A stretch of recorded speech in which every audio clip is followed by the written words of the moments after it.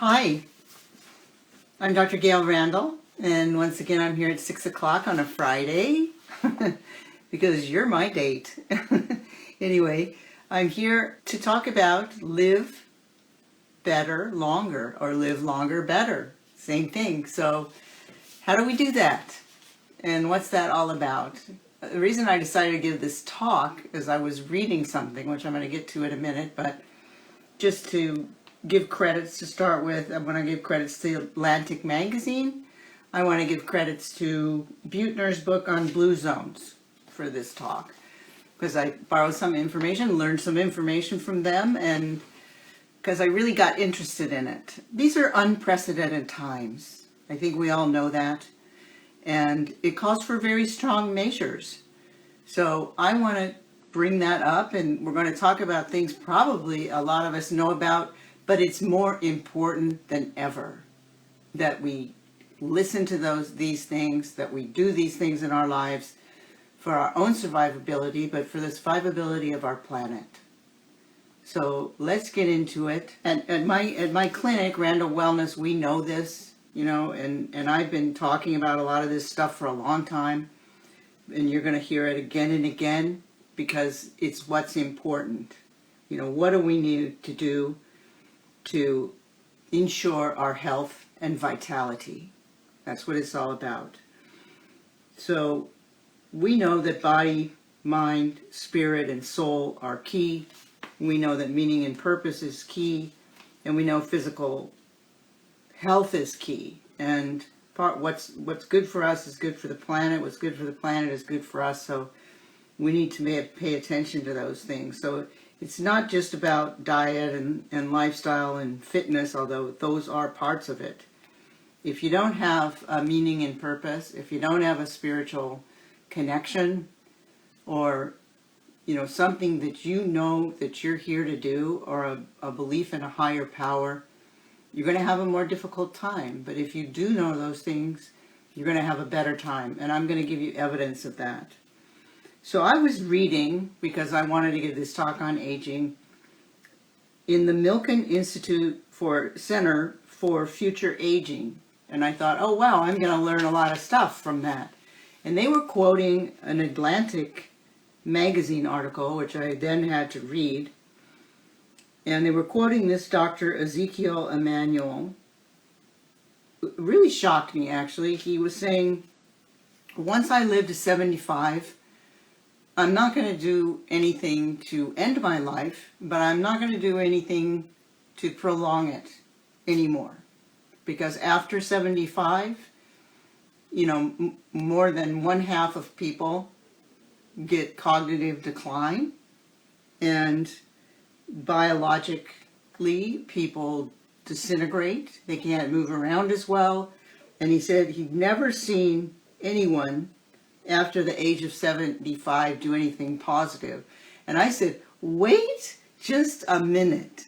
Wait just a minute. Because that is not what I think. That is not what I teach. And I don't believe that. Look, maybe the bell-shaped curve, that's true. And he's looking at people, mostly in this country, that eat the sad American diet, or maybe other countries that don't eat, anti-inflammatory diets. And the people that eat the way that we do in this country, and if you eat conventional meat, if you eat high sugary foods and refined carbohydrates, yeah, you're going to decline by the age of 75, because you're poisoning your system, you're disintegrating your brain, and it's all from inflammation. It's all from inflammation. Inflammation is the final common denominator of chronic disease, as I've told you before. And that's what we're all dying from. But we don't have to. We don't have to. I put a lot of attention on what I put in my mouth. I put a lot of attention on what I put in my mind and my heart and my spirit. It's not just what you eat. It's what's eating you. And where do you want to point your sacred arrow? So important, guys. This is so important. I can't emphasize it enough. So I'm like, what? Wait a minute, Dr. Ezekiel Emanuel. What about Michelangelo? What about Benjamin Franklin? What about Goethe? What about Einstein? What about Warren Buffett? What about other people who are, I just recently had featured 2 centurions on my podcast, Soul Stories. One of them was Gladys Mcgarry, who is the mother of holistic medicine, going strong at 100 years old, is just been, given a literary contract to write a book called, well, the working title was 100 Years is for Quitters.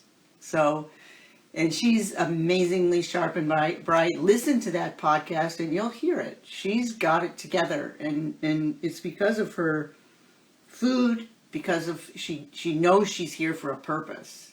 She knows she's here to form this foundation, this wellness foundation. And the data shows that if you live to 80 and you got it together, your chances of living to 90 are, practically 100% and still being sharp. So the longer you live and you're healthy, the longer you will live.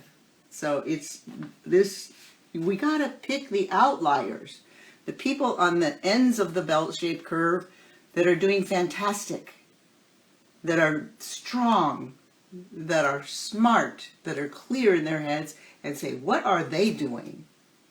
Because those are the ones we should be looking at, not the bell-shaped curve of all these people that aren't eating right, all these people that aren't exercising, that aren't taking care of themselves, and saying that's the way it's going to be.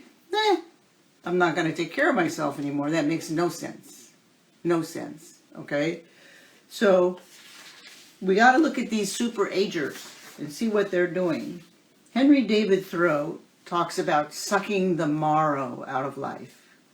And I think that's what we should be doing. I call it getting every drop of goodness out of life. And if you can have that kind of attitude and stop worrying about, am I going to make it to, 70? I'm going to be 70 next year. And I think I'm in better physical shape than I've been in my life. I've always been athletic, but oh my God. You saw my pictures on Instagram. My muscles are great. I work out with weights twice a week. I work out Pilates twice a week. I ride my horse. And I'm going strong. And I'm not worried about tomorrow or the next day. I stay in the present. And things will happen. Life throws some pretty difficult things at us. I recently went something that was very stressful. Anybody any less would have gone down or not be here tonight.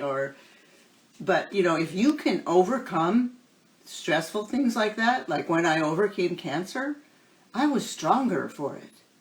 I was stronger for it because I knew that I could do it, and I knew I could help other people do it, because life is also about service. So we should look at these outliers and see what they're doing different. This is the list I came up with, and then we're going to talk about other populations. That adding years and growing younger, that the factors are, of course, eating well. I think something akin to a Mediterranean diet, but mostly plant-based. And I gave a talk on the Mediterranean diet. If you look in my previous Instagrams, it's a good talk. It's called, What is the Mediterranean Diet and Why is it so good for you? And I boiled it down to a few factors, but in the Mediterranean, they do move around a lot more than we do here. They're not so sedentary. They walk a lot, but they also eat mostly plant-based. They eat grains, they eat nuts, they eat seeds, and they eat a lot of polyphenols. Polyphenols, which are in olive oil, olives, pomegranates, other foods that they grow in that area. And the polyphenols have to be organic, have to be grown in organic land. Otherwise, they're not in there. Just like the food you eat. Now, if you're eating conventional food, you're not getting the nutrients. You need to eat organic food that comes from microbe-rich soil, because that's what fixes the nitrogen. That's what makes the food full of nutrients. And then you get them in your stomach.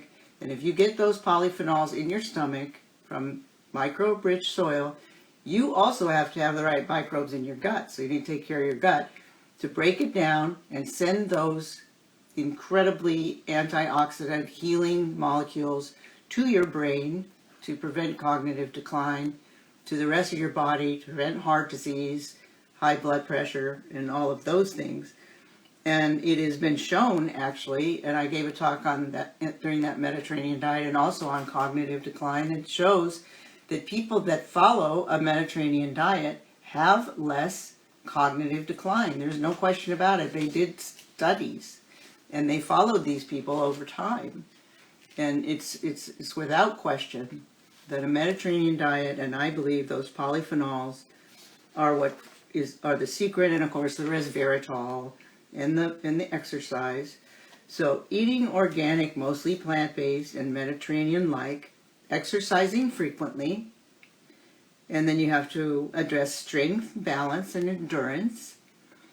Dealing with stress. Okay, that's a biggie, dealing with stress. And of course, that's why I said these are unprecedented times, because we've had more stress than usual. Getting locked in isolation, and that's exactly what we don't want. We want to interact. We want to socialize. And if you can't do it in person, you can do it, now we have Zoom, we have phones. There's no excuse not to socialize. You need community. You need family. If you don't have family, make yourself a family. I've made myself a family. And I also have family. I'm very lucky, but some people have them genetically, some people make them, but you need them. It's very important for your health. It's very important for their health. So during these times of stress, we need to have stress dealing mechanisms. We need to have mechanisms that we can deal with our stress. The best things are meditation, and even just breathing. It's been shown that if you can breathe in a way that is therapeutic, I call it Buddha belly breathing. It's what I teach my patients. Put your hand on your tummy, breathe in through your nose for a count of 5 and let your tummy come up. It's the opposite of like when you exercise and you lift your diaphragm. This is different. You raise your tummy, and when you breathe out, tummy goes down. So you breathe in for a count of 5. Do it with me.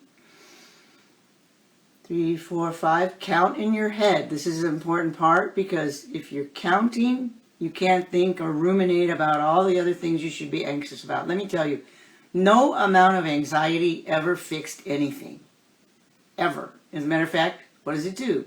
Raises your cortisol levels, raises your flight or fight neurotransmitter, makes you worse. So let's do the breathing. Breathe in for a count of 5. Count in your head. Breathe out for a count of 6. Let your tummy fall. So breathe in, 2, 3, 4, 5. Breathe out, 2, 3, 4, 5, 6. Keep going. In, 2, 3, 4, 5. Breathe out, 2, 3, 4, 5, 6. And that's the cadence, and you keep that going for like 5 to 10 minutes. And in 5 to 10 minutes, and this has been measured by people like Heart Math, and Andrew Weil recommends this, you can lower your blood pressure, slow down your brain waves, slow down your heart rate, increase your beneficial neurotransmitters, and lower your cortisol and damaging neurotransmitters like norepinephrine and epinephrine, just by breathing. Babies breathe like this, with the tummy. We're born knowing how to breathe, and then we forget how to breathe, and when stress comes, what do? We hold our breath, and that's the worst thing to do. So do this 5 minutes of breathing, the Buddha belly breathing, twice a day, and that 5 minutes of breathing could change your neurochemistry for 6 hours. So if you do it on either end of the day, you're helping yourself a lot. Okay? So meditation, and of course prayer. Prayer is the other thing that is similar to that. This has been studied by Daniel Goleman and Richie Davidson.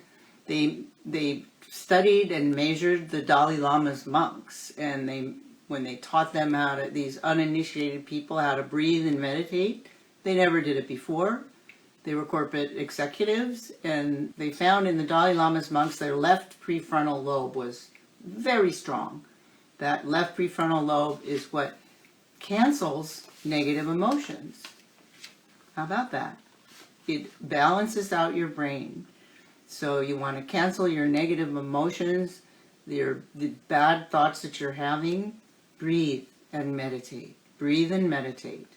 And they found that in these corporate executives, after only 8 weeks, the activity in their left prefrontal lobe by functional MRI was almost equivalent to the Dalai Lama's monks. So just practice, just do it. You can do this. I'm talking about 5 minutes. That's not much. So deal with your stress. Have a good attitude. Stay positive. And that's a really crucial thing. You know, you can take something that happened really bad in your life and you can flip it over and find the gift in it. If you can find the gift in it, you've won. Again, you won. This is the secret to resilience. One of the centurions that I did a podcast on was Mamie Kirkland. And actually I'm going to the movie this weekend. It's called 100 Years from Mississippi. Check it out. Look it up online. Check out my podcast. She lived to be 111. When she was in the age of 7 years old, she lived in Mississippi. And that was at a time when they lynched black people. And both her father and his best friend were going to be lynched. But they fled. They fled and they ran away. And they got away, but John Hartford, the best friend, did not fare as well. And those lynchings actually shaped the geography or demographics of black people across the nation. And to this day, they all moved north, but then were the riots because the white people didn't like the black people taking their jobs. And that shaped, again, the movement of the black people through the United States. Incredible movie, 100 Years from Mississippi. And what Mamie did after age 7 and during all that trauma and all those riots and everything else, she actually became a very transcendent being. She made peace with it. And she went from saying, I don't even want to see Mississippi on a map, to I want to go back and I want to make peace with it. She actually went to the site where John Hartford was lynched and made peace with it right then and there at the age of 107, 100 years later. And very resilient, transcendent human being. What an example for all of us. Peace and love is what she was about. Peace and love. So we need to have a good attitude. She had a good attitude. That's a good example. We need to have meaning and purpose in life. I'm very lucky. I know why I'm here. I know that I'm here to be of service to other people, to help them to heal and get through whatever they need to get through. And, you know, it could be gardening. It could be taking care of your grandchildren. It could be collecting stamps. You know, whatever gives you meaning and purpose in your life, that's your thing. If that's your thing, hang on to it, because that's going to keep you afloat and keep you resilient. That's a very important part of life.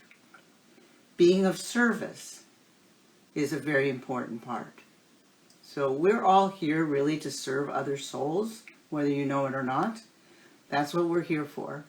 And if you can find a way to be of service, that's going to not only help other people, it's going to help you.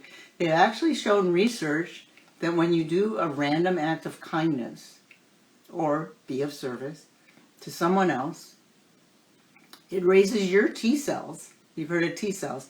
That's your immunity. That's what we all need right now, our T cells or B cells. So be of service. You know, even if it's opening the door for a little old lady or whatever it is, be of service. Picking up trash on the beach. There's so many things you can do. Gratitude is another thing on my list here that I composed. Give thanks every day for what you do have. Don't look at it like glass half empty. Look at it like glass half full. If you can do that, and it's been shown that people can retrain themselves to look at their life as glass, half full, and it changes them. It changes their health. You can do everything right. You can do diet right. You can do exercise right. You can do everything right. But if you don't have that positive attitude and thankful every day for the things that you do have, you're not going to have it as much as you can. You're not going to be as healthy as you can. The other things that are really key in health are community. I already alluded to that. Community and family. Because it's being with others, feeling valued, valuing them, and exchanging information, being social. That's helpful. And I know that's hard right now, or it has been hard during COVID, but you can still do it. You can do it, like I said, on the phone. You can do it on Zoom. You can do it in other ways. Compassion is an important part of health. Be kind.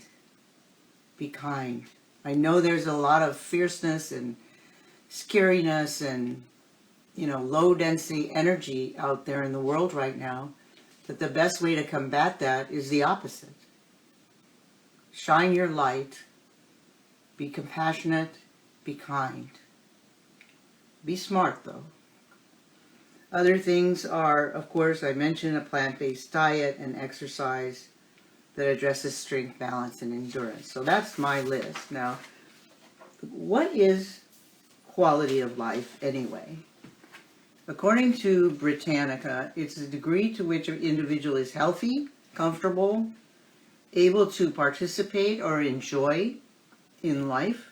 The World Health Organization says it's an individual's perception, that's a key word, of their position in life.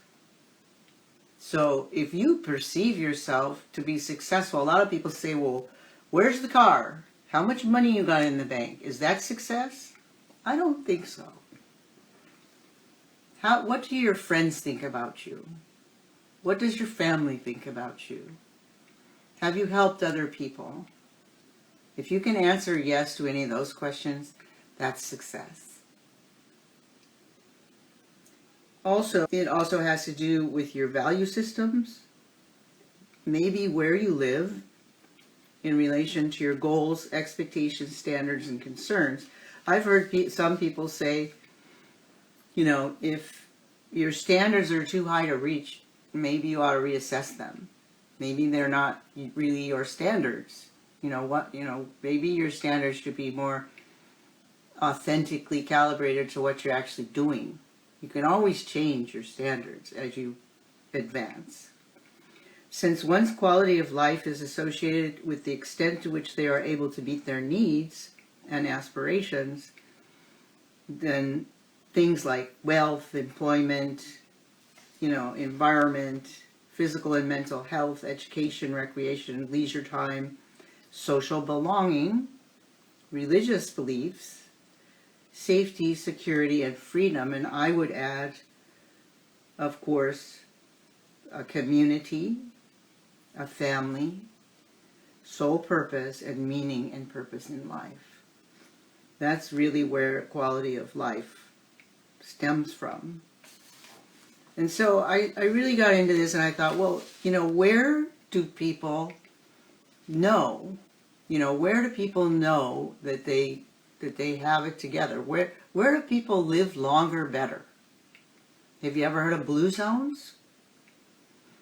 This idea of blue zones first came out in 2005 in a November National Geographic magazine story called The Secrets of Long Life, where they first identified certain areas, 5 blue zones, that were associated with people that lived a long time. Centurions, 90 years old, very high quantity of those aged people. Okinawa, Japan, Sardinia in Italy, Nicoya in Costa Rica, Icaria in Greece, and then Loma Linda in a population of Seventh-day Adventists. And so then we begin to query, well, what is it about these areas? What do they have in common? So they have studied this in depth, and there was one really hot spot of longevity in a mountain village where the population of men frequently reach 100. It's a village called Sulo, Seulo, in Italy. It's close to Sardinia, and they apparently have a place where the people live the longest in the world. Also the islands of Okinawa, Japan, Loma Linda, as I mentioned, and the Nicoya Peninsula in Costa Rica, also Icaria, Greece. So the interesting thing is they do have things in common. And, you remember my list I just gave you? So they put family ahead of other concerns in their life. They don't smoke. They eat mostly plant-based. They have constant, moderate physical activity. They don't go to the gym like once a week or whatever, but it's an everyday thing. They have a great amount of social engagement. And their diet is plant-based, but has a lot of whole grains and legumes. In the book that Buettner wrote on blue zones, called Living Longer, Lessons for Living Longer from People Who've Lived the Longest, by Buettner. You can look that up, you can buy that. And he said that there are things, these things in common. And he made a list: moderate, regular physical activity, life purpose, stress reduction, moderate caloric intake, like the standard American diet takes in between, 2,000 and 2,200 calories a day. These guys don't exceed 1,800. And they don't, starve themselves, or they don't say no, I should say. They eat what they want, but they don't overeat. And I found that in common with all the populations. They have mild to moderate alcohol intake, especially wine. And as we know, especially red wine has benefits. But even alcohol in general is a very low amount, is associated with a decrease in cardiac disease, cardiovascular disease. Interesting. They have an engagement in spirituality or religion, an engagement in family life, and an engagement in social life. So that sounds kind of similar to our list, doesn't it? So they did a Venn diagram where they looked at the commonalities between the populations, which I found to be very interesting. But I lost it. Just hold on a minute. Oh, here it is. So they found that in those 5 areas, they all had in common family, plant-based diet, the physical activity, the social engagement, legumes, which pops up on the list again, empowered women was on all 5 areas. Empowered women. In other words, women that knew who they were, and they weren't a lesser class in these 5 blue zone areas. Sunshine and gardening. Now, I can see why all of those would. Gardening, of course, is so good for your microbiome, right? And you get organic food. Also, in common, but not as strongly, were polyphenols, again, which I mentioned in the Mediterranean diet. Soy, faith. So a spirituality, a faith, a belief in a higher power. And they had no sense of urgency. And also turmeric, which is interesting, in the same place. No sense of urgency. Why? Because all those areas are isolated. They're either in the mountains, they're islands, or peninsulas. So they don't have the social pressure or the hurry up kind of sense that we have in our society. And that That is very, very deadly, if not dealt with a good attitude, so that's why staying present in the moment is so very important, to get out of that sense of urgency and, just like, I'm going to get there when I get there, so the other thing was social circle and nuts. Interesting. So those blue zones have all those things in common. And the life purpose, I think, is interesting. It was on my list also when we first started. And the Japanese have a word for it. It's called ikigai. I don't know if I'm saying it right. That it means a reason for being. A reason for being. And so this is something key and central to their existence, to their everyday life. And they know that one's life is important, and what one's purpose, what one's function in life is important, but not to let life overrun them. And I think that's very interesting too. Not to let life's, chores or work chores or whatever overrun their existence. Again, the moderate caloric intake that I mentioned before. There was a project by the United States government called My Plate, where they looked at the number of calories that an average American eats, and I mentioned between 2,000 and 2,200 calories, and they have less than 1,800. Again, a Japanese phrase called harahachibu, which means eating until you're 80% full. So they naturally knew not to overeat or eat until they're stuffed, which reduces their calorie intake to 1,800 a day. It's a good practice. Hara-hachi-bu. Hara-hachi-bu. Remember that. So again, the countries located in the blue zones consume foods that are primarily plant-based. They also looked for a commonality in terms of herbs or plants that had some kind of magic, fountain of youth type anti-aging. But they found most of the effects had to do with behavior. Yeah, the diet for sure, but having to do with behavior. They don't eat much red meat. They eat mostly fish or some poultry, lots of plants and seeds and nuts and legumes and whole grains.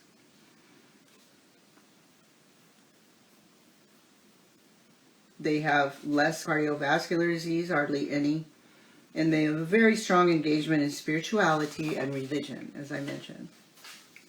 The engagement in family life and church, if there is one, in religion, and a belief in a higher power. They consider themselves a group, and they want to grow together. And that's a very healthy attitude as well. So, and also they have a lot of forms of physical contact, all the way from holding hands to locking arms, maybe put their arms around each other as they walk around. They're very touchy-feely, and that is seen to be part of their secret to longevity. Marriage and sex is seen to be very important for a person's stability. And we know, studies have shown that people that are married have longer survival rates, especially men that are married don't get as much cardiovascular disease. So that's not new, but it is interesting that it's in this blue zone populations as well. Because they're the outliers. They're the people we should be looking to copy. To say, giving up at age 75 is, it doesn't make any sense. What we need to do is go back to nature. Go back to what we know is healthy, and do it that way. It's like, I don't know if you've noticed, but, farming is becoming very popular. Gardening is becoming very popular. People taking land and farming it together is more than ever it's ever been before. And that's not only a group activity, but it gives you healthy organic food. And organic food is key because our environment is full of toxins. And whether you eat 100% organic or not, which I do, you're still going to have toxins. It's in the groundwater, it's in the air, it's everywhere. So you need to focus on eating as much organic as possible and then doing, cleanses like green drinks or eating lots of green leafy vegetables on a daily basis because that'll clean your body out. And these are things we have to do to adapt to what we've done to the earth.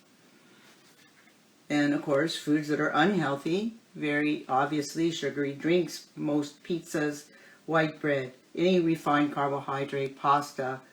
Now we do have good options now for bread, which is whole grain, unrefined, gluten-free breads, but they need to be, worth something with nutritional value, not those just gluten-free, that's just sugar. Most fruit juices are not healthy, especially the ones in bottles on the shelf. They're full of high fructose corn syrup, aren't they? And that's just sugar. Meats, believe it or not, are responsible for more conversion to diabetes, and that's, standard meat that's grown in feedlots, and, also nitrate treated meats are the worst. If we're going to eat meat, we need to eat restoratively farmed, raised meat. It's raised on grass. I've mentioned this before, but they don't allow the animals, the ruminants, to eat the grass more than halfway down. And then then they move them. They mimic the predator-prey relationship. They move those animals to another piece of land. They graze there. It's as the buffalo roam. When the buffalo came through once a year, they'd graze. The predators came along, they'd move. They'd graze over there. And then they'd move. The predator chased them, they'd move over there. So they didn't, eat all the grass down to nothing anywhere. And then the rains would come, and the grasses would come back more robust than ever, full of phytonutrients. We have farms now. I did a podcast on Blue Nest beef. I really love those guys. I did a podcast on Timothy Kirchville. He does restorative farming and teaches gardening. And I'm going to have Sonny the Farmer on soon, so watch for that. But it's the way to go. It's the farming of the future. We need to have restorative farming, and then also they do, of course, plants, and they grow trees that grow fruit, and under the trees they grow the bushes that have fruit or vegetables, and then they have the leafies and the cilantros and the lettuces down below. So it's a beautiful, natural way to get the best kind of food possible. Blue Nest beef, nest like bird. Call them, tell them Dr. Randall sent you, and get started. They'll send it to your house, frozen, put it in your freezer, and start getting clean now. Can you imagine if we can teach our children now to eat the way they need to? They won't ever have to suffer these chronic inflammatory diseases we all suffer from. Big Pharma will go broke because all of those medications that they have to feed everybody, most of the medications they make go to, guess what? The animals, the industrial raised animals, the cows and the pigs and stuff. Not the restoratively farmed ones, and they have a big investment on keeping that going and keeping the meat industry going because of that. Keep that in mind.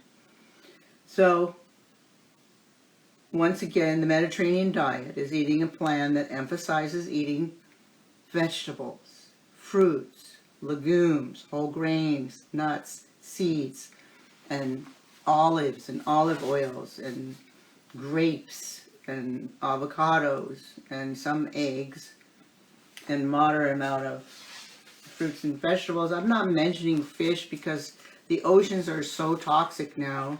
I gave a lecture on that a while back. It's just time to give the ocean a pause. And if you really, really need to have a fish, it should be wild. But, we had the least number of wild salmon this year ever. But they do come back, in areas where they put limits on this terrible kind of open water fishing that they do with nets that are 7 mile long and scrape up the whole bottom of the ocean, destroying the coral beds, and they get a by-kill of 3 to 1, 3 to 1. So they're catching more fish they shouldn't fish, and when they throw them back, because the nets kill them, they throw them back, but they don't survive. So, pretty soon, they say by the year 2040, if we keep allowing this kind of fishing, please, if you see anything coming along, sign it to stop it. We won't have any fish. And believe it or not, the swimming motion of the fish is what keeps the CO2 beds in the ocean. So if we don't have the fish, all that CO2 is going to go out and add to our carbon. We'll have a bigger problem. So, simple ways to eat and to improve the way you're eating, if you don't already know, is I say do some intermittent fasting and resensitize your body to CCK, insulin, and leptin, and then it'll help you keep your weight stable, it'll help you lose weight, it helps decrease inflammation in your body, it decreases carcinogenesis. So what I mean by that, although you can just fast a whole day if you want to, but I mean by that is don't eat from the time you eat dinner until the next day about 11 o'clock. And that's enough to sensitize your body to those very important hormones to keep you healthy and lose weight if you need to lose weight, or keep your body stable. So keto diet, I just want to have a brief word about that. Gets a lot of attention. Honestly, it's a fad. Yeah, people can lose weight doing that, but it's very hard on your kidneys, and if you do it for it's a temporary thing. It's not a way of life. And recent studies have shown that if you eat, a big amount of fat, which keto diet requires, even if it's healthy fat, it's going to increase your insulin sensitivity. Decrease your insulin sensitivity. It's going to decrease your insulin sensitivity and push you towards diabetes. Plus, if you're ketotic, you're acidotic. And being acidotic, it leads to chronic inflammation. So I don't believe that keto is a good thing overall. It's just not. It's not physiologically healthy.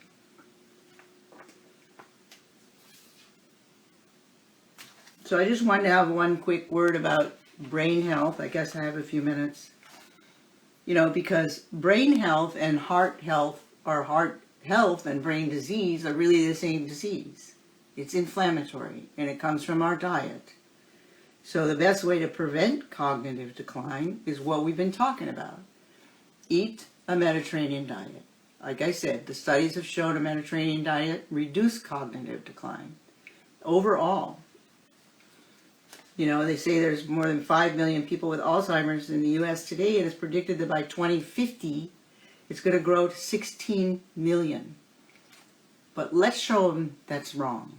Let's change our diet today. Let's go plant-based. That will help the planet, that will help your brain, and that will help your heart. You won't get those plaques in your arteries. You won't get the unhealthy microbiome, which you need in order to keep your brains healthy. And also, just as the things that can help your brain, in addition to food, of course, everybody says fish oil, but, the fish are so sick. And so I have found, it's called iwi oil, and it's a great alternative. It's more absorbable than fish oil. It's very strong in omega-3. It's 50% more absorbable than fish oil. It's grown in the United States, in farms, not in the ocean, and it's way better than fish oil, and it's way better than krill oil, and krill is what the whales eat anyway, and we don't want to take their food. So I highly, IWI, look it up. You can order on Amazon. Other things that can really help your brain other than omega-3 oil is turmeric. I like water-soluble turmeric because you get higher levels of curcuminoids in your bloodstream. And that's key to be able to get in your brain. I mean, if you take it in your gut, yeah, it's going to get some in your brain, some in your blood. But if it's water-soluble, it's a lot more. Polyphenols I mentioned before. Lecithin is good for your brain. If you're already having some cognitive issues, or if you just want to boost your BDNF, brain-derived neurotropic factor, it's a good thing to start doing now. Exercise does it, being happy, positive does it, but it's an RNA factor in your brain, in the areas of your brain that cause Alzheimer's disease. And one thing that they found that does it, and I'm very pro this, is coffee fruit. Not coffee beans, not coffee, but coffee fruit. The part that we've been throwing away for decades, the red fruit that grows around those beans, is actually the good part that protects your brain. It increases your messenger RNA in your brain, in the areas of your brain associated with Alzheimer's disease. And you can feel it. If you haven't been taking in anything, or your BDNF has been low, you're like, good morning. You feel it when you take it. Coffee fruit. The other thing that can do it are highly mentholated herbs.